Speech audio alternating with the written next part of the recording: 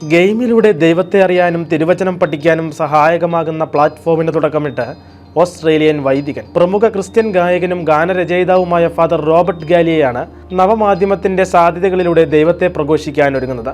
വ്യത്യസ്തമായ രീതിയിലൂടെ ദൈവവചന പ്രഘോഷണം നടത്തി യുവാക്കളെ ദൈവത്തെങ്കിലേക്ക് അടുപ്പിക്കുകയാണ് സെയിന്റ് മെറ്റ എന്ന പേരിൽ പുറത്തിറങ്ങുന്ന കാത്തലിക് ഗെയിമിലൂടെ വൈദികൻ ലക്ഷ്യമിടുന്നത്.